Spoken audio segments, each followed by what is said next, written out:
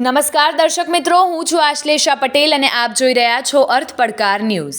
પંચમહાલ જિલ્લામાં 79માં સ્વાતંત્ર્ય પર્વની શાનદાર ઉજવણી કરવામાં આવી હતી। પંચમહાલ જિલ્લાના જાંબુઘોડા ખાતે આવેલ પોલીસ પરેડ ગ્રાઉન્ડ ખાતે રાજ્યના કેબિનેટ શિક્ષણ મંત્રી કુબેરભાઈ ડિંડોરે ધ્વજવંદન કરી તિરંગાને સલામી આપી હતી।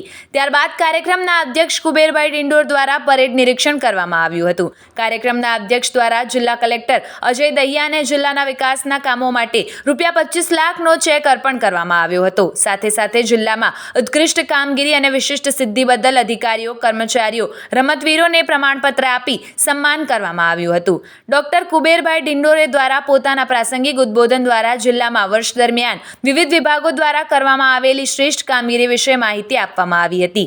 સાથે જ સરકારની વિવિધ પ્રજાલક્ષી યોજનાઓની સાફલ્ય ગાથાઓનું વર્ણન પણ કેબિનેટ શિક્ષણ પ્રધાન કુબેરભાઈ ડિંડોર દ્વારા કરવામાં આવ્યું હતું। જાંબુઘોડા ખાતે આયોજિત કાર્યક્રમમાં જિલ્લા પંચાયત પ્રમુખ, જિલ્લાના ધારાસભ્યો, રાજ્યસભાના સાંસદ તેમજ વિવિધ પદાધિકારીઓ ઉપસ્થિત રહ્યા હતા।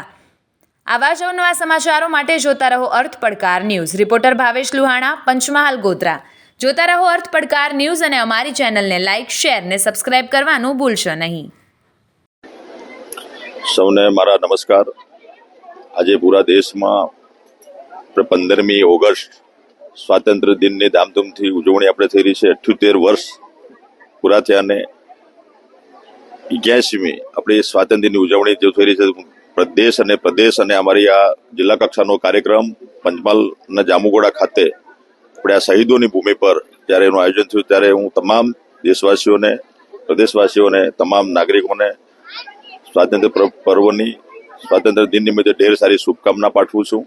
આ કાર્યક્રમમાં અમારા સાથી વિધાનસભાના ધારાસભ્યશ્રી, સાંસદ સભ્યશ્રી અને અધિકારી, પદાધિકારી અને આપણા સ્કૂલના બાળકો 10 સાથે જોડાયા।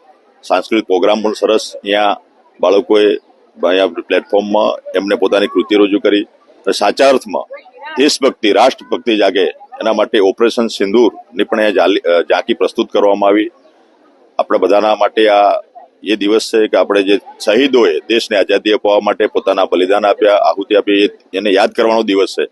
સાથે સાથે આપણે દેશની આઝાદી અપાવવામાં તો આપણે સહયોગ આપી શક્યા નથી, પણ આવનારું ભારત આપણા સન્માનીય દેશના પ્રધાનમંત્રી નરેન્દ્રભાઈ મોદી સાહેબે જે સંકલ્પ કર્યો છે 2047નું ભારત વિકસિત બને, દીક્ષિત બને, મહાસત્તા બને, એના માટેનો જે સંકલ્પ કર્યો, સંકલ્પને સાકાર કરવા માટે આપણે બધા સહયોગી બનીએ, એમાં પૂરક બનીએ અને આ તબક્કે પુનઃ 15મી ઓગસ્ટ સ્વાતંત્ર્ય દિન નિમિત્તે તમામ દેશવાસીઓને, અમારા નગરજનોને અને આપણા સ્કૂલના બાળકોને બધાને મારા તરફથી ઢેર સારી શુભકામના પાઠવું। ધન્યવાદ।